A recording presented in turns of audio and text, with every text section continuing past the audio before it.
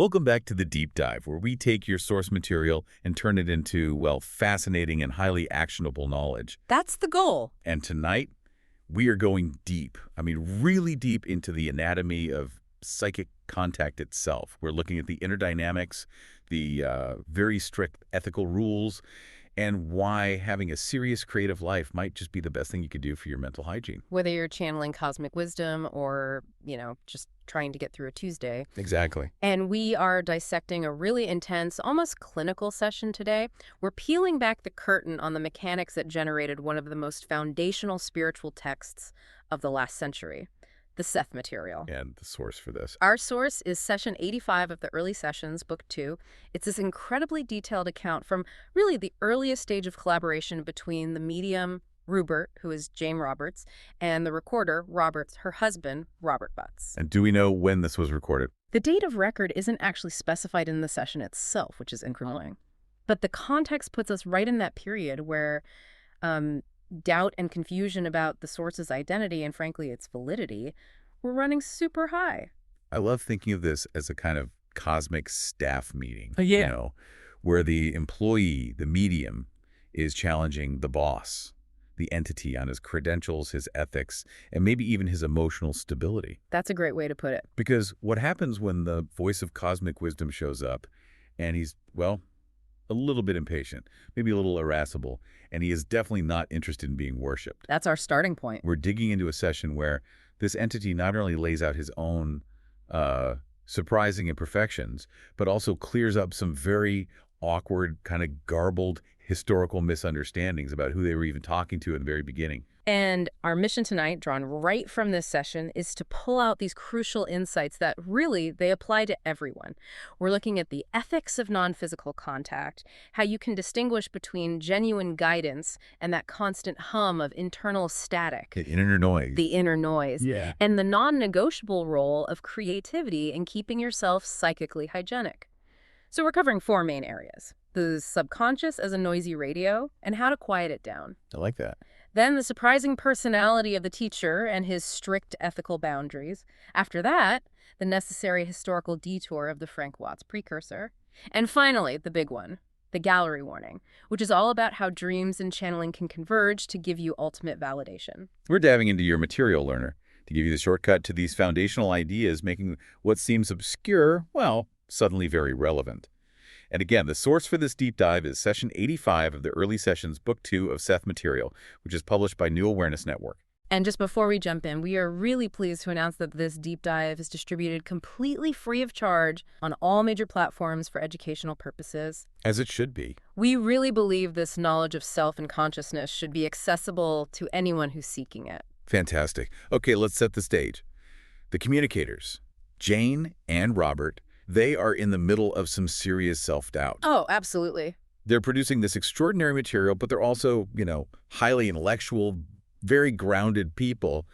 And they are terrified that this powerful content isn't some cosmic breakthrough, but maybe it's just Jane's own overactive subconscious running wild and, well, taking over her personality. And that anxiety it's completely understandable. I mean, you would be worried, right? They're dealing with concepts that challenge their entire worldview, and the natural human defense is suspicion. Is this real, or am I just making it all up? Yeah. Am I just projecting my own stuff? So this session is Seth's direct, head-on response to that very fundamental anxiety. He has to clearly spell out the difference between his source material and the medium's own psychological functioning. And he sets this precedent immediately, establishing that the teacher is fallible, that the relationship is one of effort, not worship. And to give you a taste of just how unexpected this teacher is, we have to start with his own self-assessment. It is anything but reverent.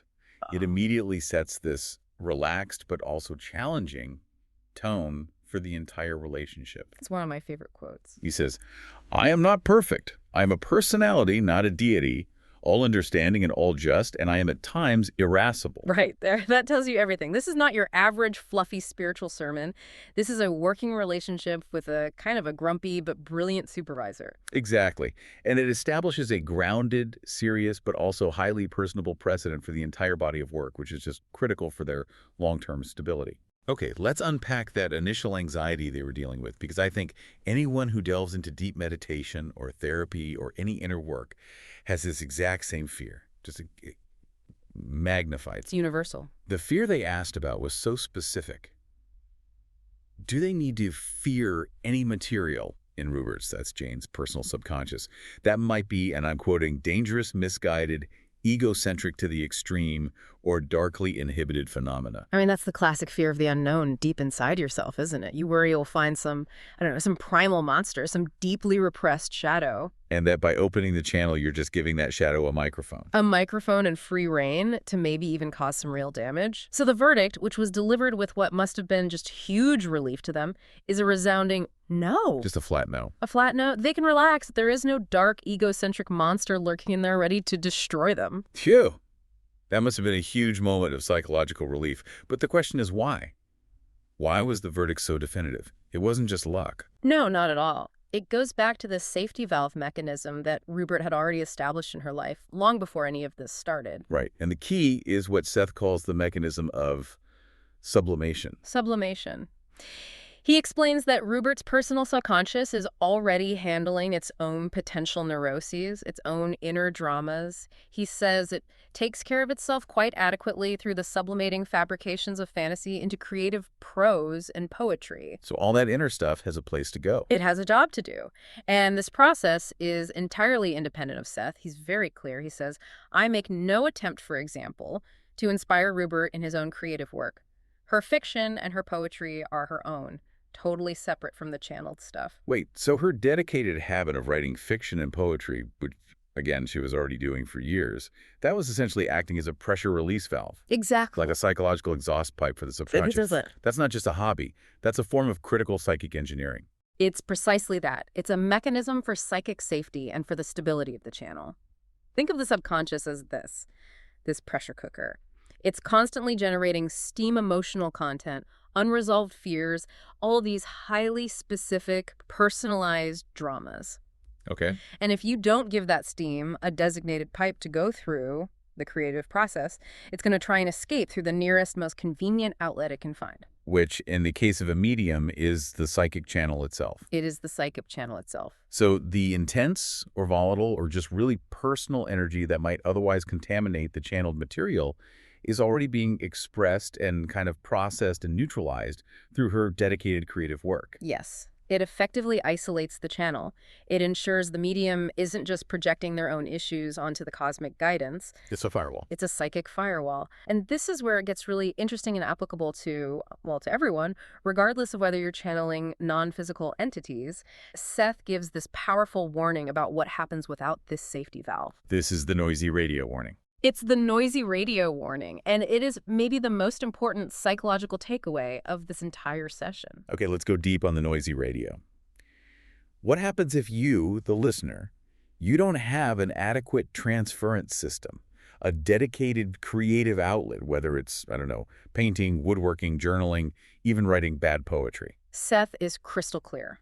If that transference system is absent, the layer of the personal subconscious becomes, and this is the quote, not merely a receptive channel, but one that also radioed its own noisy and demanding stations. Wow. Imagine trying to receive a faint, clear signal from space, but your own mental radio is blasting 5 different stations at the same time. You've got the what if I fail anxiety station. The replaying that argument from yesterday grievance station. The superficial ego satisfaction vanity station. It's all just noise. That is the perfect analogy for mental clutter. If you don't give your subconscious mind a clear, structured, intentional way to express its internal dramas and anxieties, it just hijacks the main communication line. It hijacks the line. And it turns your spiritual signal into pure static. You're trying to tune into genuine guidance, but all you can hear is the amplified sound of your own paralyzing self-doubt. Your own replayed grievances. It's pure self-generated interference, and the scary part is that it can masquerade as deep truth. Right. And Seth drives that point home. He notes that this lack of an adequate transference system causes great difficulty, as indeed it does when individuals with no adequate transference system for the subconscious attempt investigations such as these. So this isn't just about Jane. This is a universal principle for anyone trying to do deep inner exploration, whether it's through meditation, psychedelics, or just therapy. The noise is what confuses you. So if you're listening right now and you practice meditation or dream interpretation or any kind of deep self-inquiry, this is your core takeaway. Creative outlets are not just hobbies. Not just a way to relax. They're essential channels for managing subconscious noise and achieving mental clarity. It's metaphysical housekeeping. That's a good way to put it. They ensure that when you're looking for genuine guidance, you're not just hearing your own internal, egocentric to the extreme demands amplified back at you.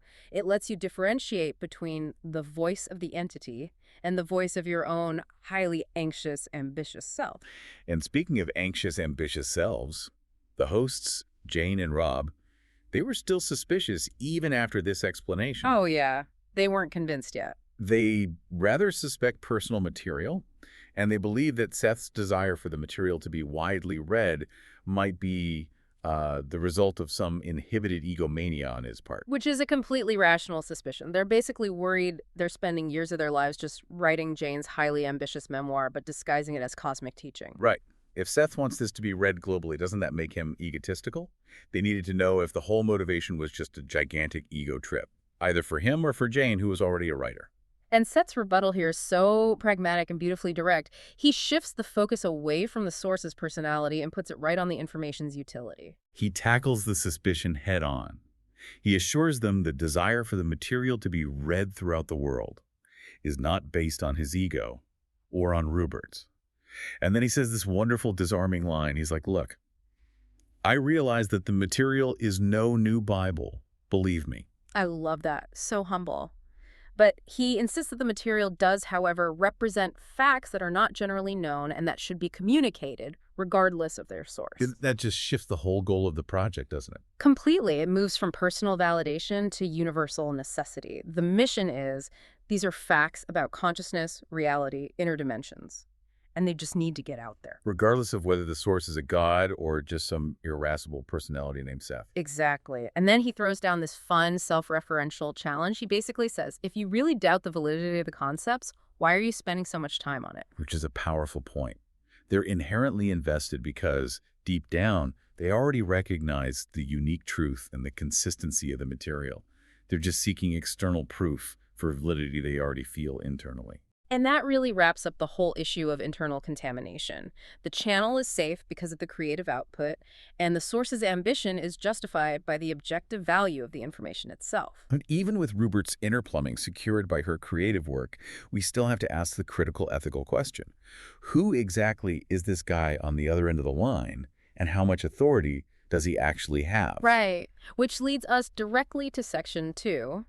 The personality of the teacher himself. And we have to analyze that self-description again because it just sets a revolutionary, totally non-reverent standard for spiritual guidance. It really does. It completely dismantles the traditional notion of an all-perfect, purely compassionate guru figure. Oh, it shatters it. Usually when you encounter an entity claiming high spiritual knowledge, they're presented as pure light, perfectly balanced, infallibly knowing. Seth is basically saying, nah, that's not me. I'm just a personality. A highly advanced one, maybe, but still fundamentally a personality. It's so refreshing, honestly. Again, I am not perfect. I am a personality, not a deity, all understanding and all just, and I am at times irascible. And then he follows up with that wonderfully humorous insight. He says he is somewhat of an impatient man who boxes his pupils' ears. Symbolically, of course, but I've never made any pretense to be other than I am. That symbolic earboxing is hilarious, but it serves a really serious function. What's that? It establishes a necessary working relationship. It's based on mentorship, not on blind worship. It means the teacher is going to push them, sometimes abruptly, sometimes maybe even a bit rudely, but always with the intention of furthering their development. It gives the relationship a real, grounded, almost human texture, even though one of them is non-physical. And it gives them permission, frankly, to push back. That's a great point. If he makes a mistake or gives advice that seems harsh, they know it's coming from a personality with a specific perspective, not some flawless, universal truth engine. It manages their expectations perfectly. It's the difference between following a deity and having a brilliant, slightly grumpy professor. Exactly. It also confirms the immense scope of the work they're undertaking. Seth isn't just focused on the immediate lesson, he's thinking long-term. He confirms that many subjects will be covered throughout the years with your cooperation. Stressing that this is a marathon, not a sprint. an endeavor that requires their sustained partnership. Right. The material they're producing now is just the foundation for these larger philosophical explorations to come about. Inner senses, existence, the nature of reality. But what's so fascinating is that despite this casual, imperfect, sometimes testy personality, he holds himself to this surprisingly strict, unwavering moral and ethical code. The contrast is key. The grumpy teacher with the high ethics, that's what makes him so compelling. And this brings us to the ethics of what he calls psychic invasion. This is a critical point. It defines the boundaries of non-physical interaction and shows that these beings, well, they operate under their own system of cosmic law. He states there are conventions of conduct which he would not break. And he explains that contacting Ruburt directly, right at the very beginning before the channel was properly established, that would have been a breach. It would have been a serious breach. Why? I mean, if he knew the material was so necessary and valuable, wouldn't just making immediate decisive contact have been more efficient? Why wait for some incomplete, garbled communication to start things off? Because it would have amounted to a sort of psychic invasion, which I would find most unethical on my part. Wow. He had to wait until Ruburt, at some level of her own consciousness, was either consciously or subconsciously ready and actively reaching out. So we're talking about non-physical beings adhering to a strict moral code around consent and autonomy. That's exactly what it is. If the medium, Ruburt, didn't have her inner senses developed enough to reach out and establish that initial, even low-frequency connection, Seth couldn't have just bulldozed his way in, even with the best of intentions. That sets a really kind of a chilling precedent for interaction across dimensional boundaries. It raises the stakes significantly on what constitutes true communication versus, say, coercion or invasion. It implies that true contact has to be a mutually agreed upon process, initiated, or at least consented to, by the consciousness being contacted. It's a powerful validation of the sovereignty of the individual consciousness. It is. Seth waited for the window to open, even if it meant dealing with some garbled static at first. Yeah. Which, of course, leads us directly to that initial constatic, the whole Frank Watts detour. So Seth is essentially defining a professional distance. He's saying, I know I have important information, but I'm going to wait until you invite me in, because otherwise it's a violation. A violation. And that is a massive concept for anyone considering working with guides or external sources. Okay, this is the part that provides the historical correction. It clears up a lot of the confusion about the very earliest sessions. It does. Because the nature of the answers changed so much, the hosts had legitimately wondered if they were talking to two entirely different, maybe less sophisticated entities before Seth formally announced himself. Like a series of temporary confused guest speakers. Exactly, and Seth just cuts right through that speculation. He addresses the core doubt decisively. The Seth material begins with the Seth material, period. He's drawing a line in the sand. The legitimate body of work starts when he said his name and assumed control of the communication. He's decisive, yes, but then he immediately explains why the Watts material existed. It wasn't him, but it also wasn't a mistake. It was a necessary precursor. And he says he didn't explain this earlier because he didn't want to. What was it? You didn't want to impede your progress or hurt your sense of confidence in the material they were producing? He gave them the confidence to continue, knowing the details of the initial hiccups could come later. So this Frank Watts character was real, and he served a function. Who was he, exactly? Why did he step in if Seth was just waiting patiently? Okay, so Watts was a personality from my entity, entirely independent from me and from my control. And this is a key insight into how non-physical organization seems to work. What do you mean? If you imagine Seth's entity as this massive, multifaceted consciousness like a corporation or a large family, Watts was a distinct, autonomous facet of that greater whole. Maybe he specialized in certain frequencies or contacts. He operated independently, like a regional manager in the larger company. That actually helps make the concept of an entity less abstract. So Watts was related to Seth's larger structure, but he was an individual consciousness who had lived a physical life. Precisely. And there's a fascinating grounding element of earthly validation here that must have been incredibly reassuring for them in that early, doubt-filled stage. What coworker?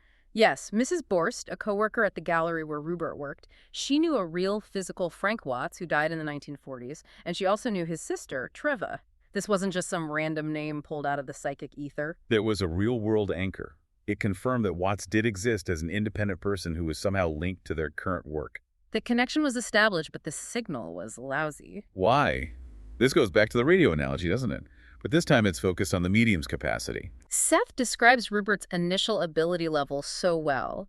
She was just beginning to establish her inner senses and had what Seth calls a low-range frequency. She couldn't reach the high-power transmitter yet. She needed something closer, something easier to tune into initially. Yeah. Otherwise, that whole psychic invasion ethical rule would have been broken. You got it. She simply could not reach far enough or within and through the inner senses enough to contact me directly.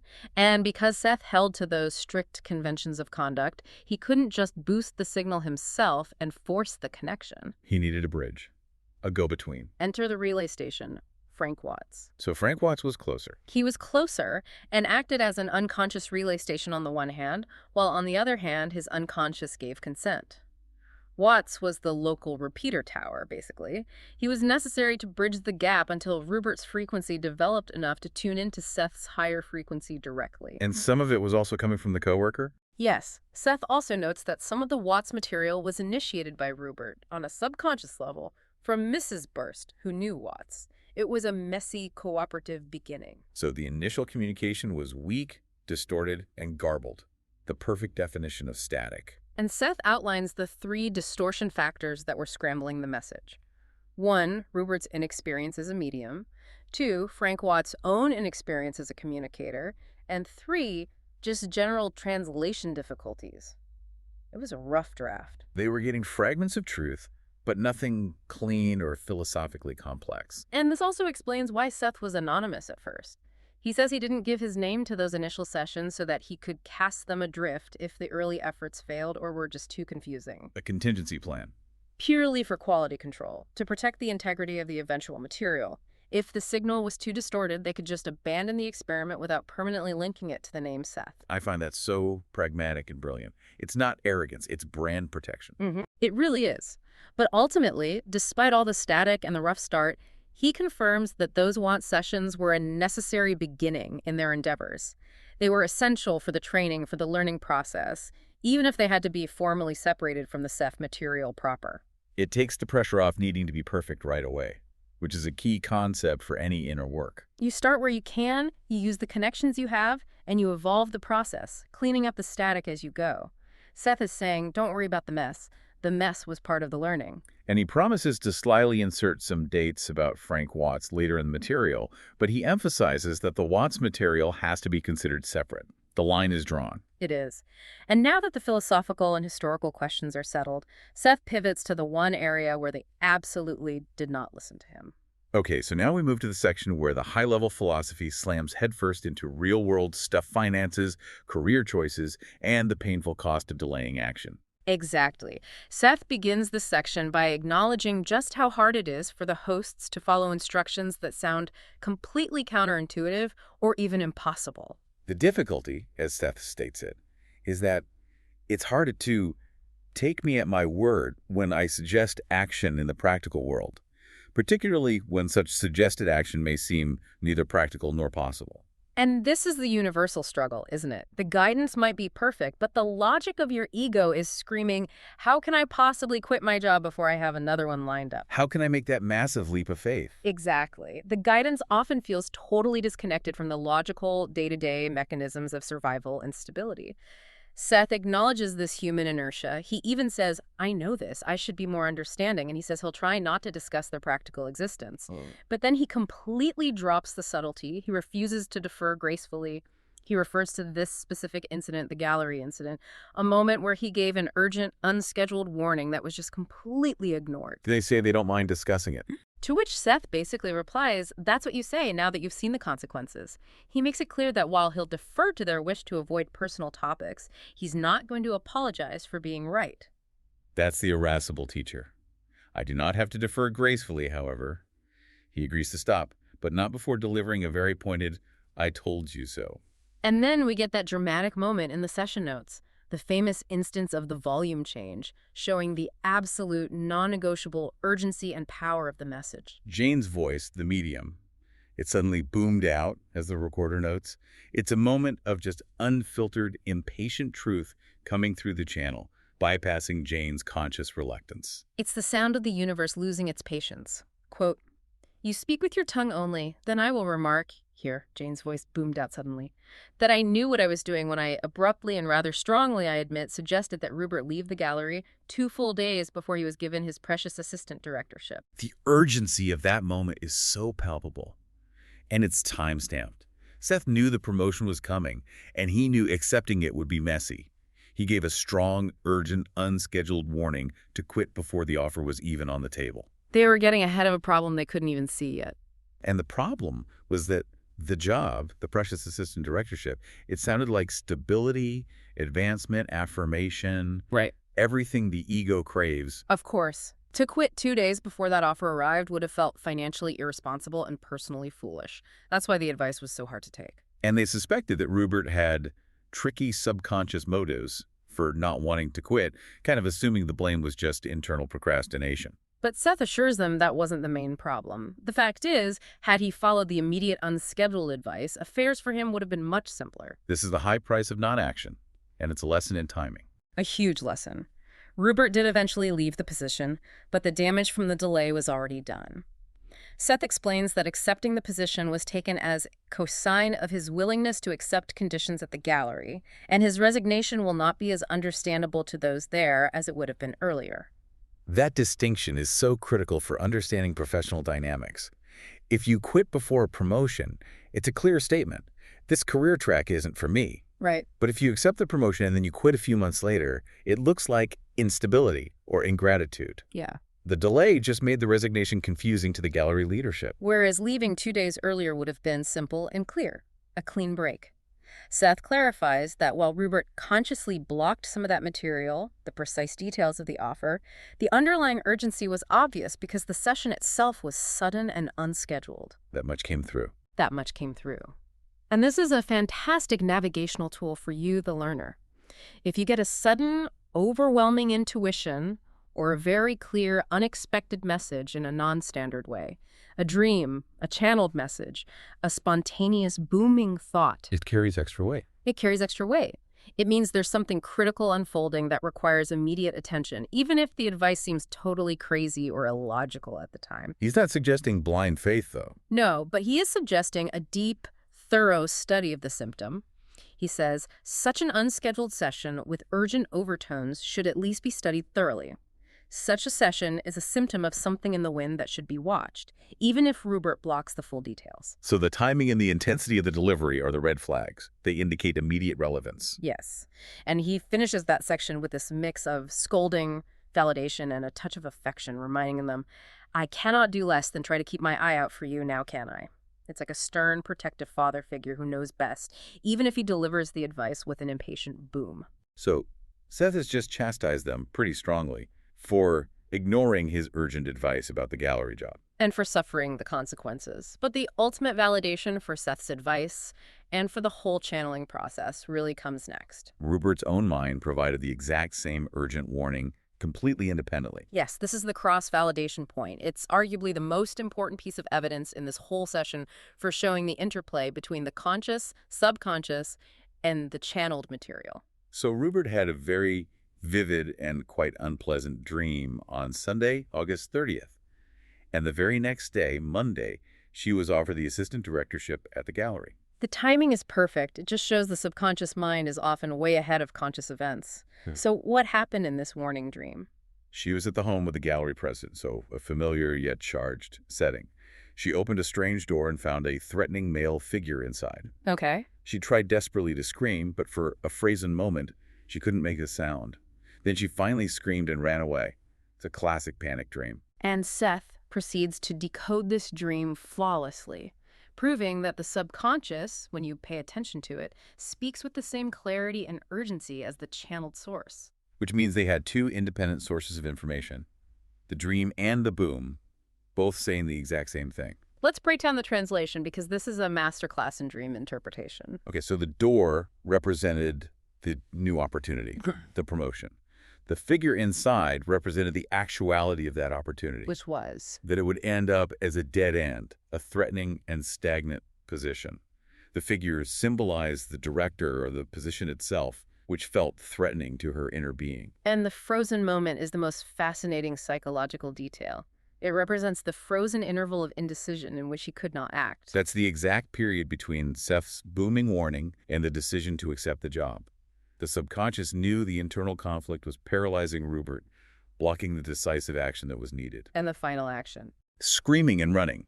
That was the subconscious giving him its solution.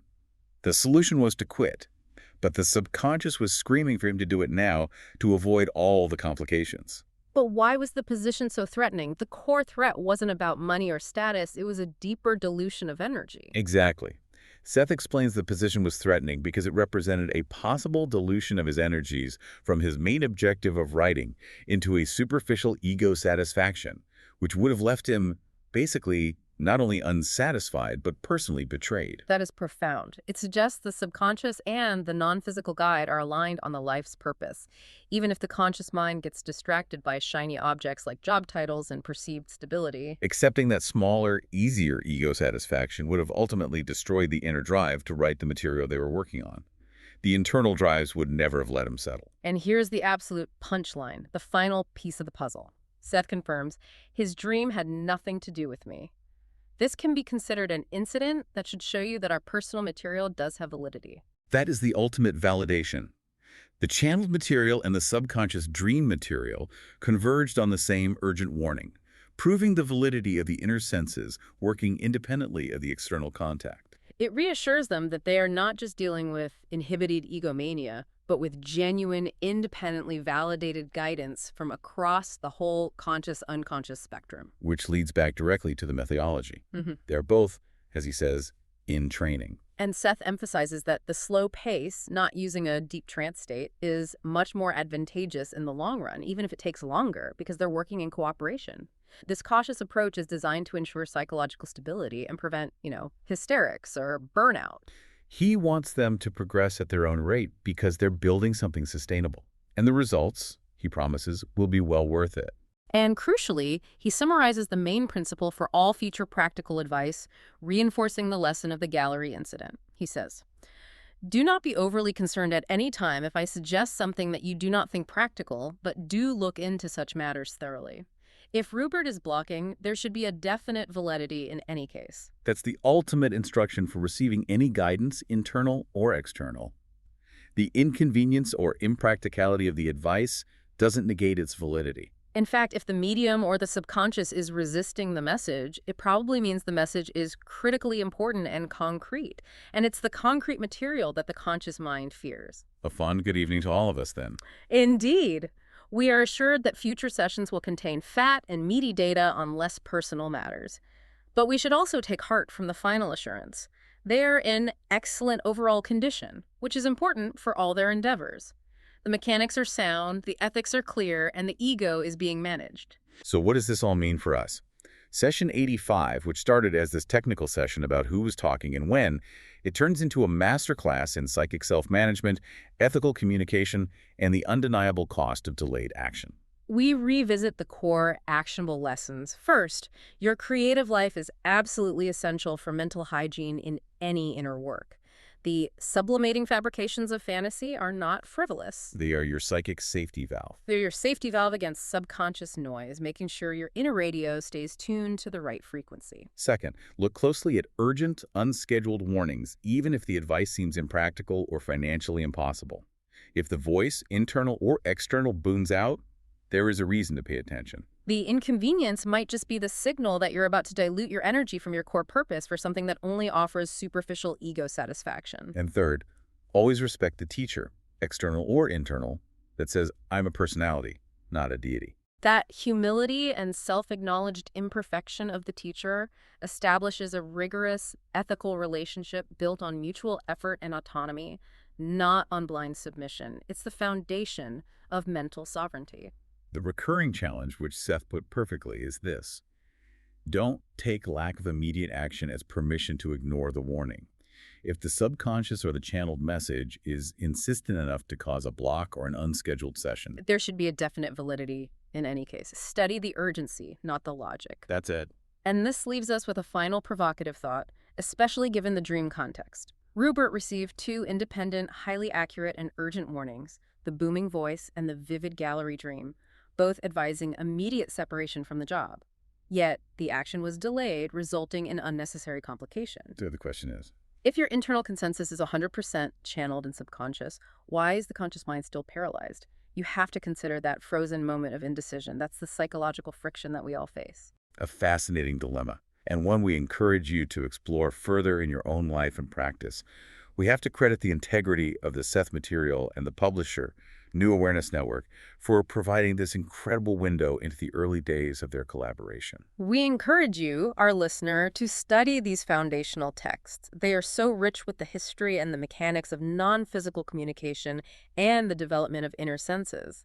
And we promise you, later sessions deliver even more fat and meaty data on less personal matters. To explore the entire body of work that provided this fascinating deep dive, visit the New Awareness Network website and bookstore at sethcenter.com/the-early sessions. Go check out the early sessions, book 2, and dive deeper into this extraordinary exchange. Until next time, keep listening to the quiet signals beneath the noise. And don't forget to practice your creative sublimation. We'll see you on the next deep dive.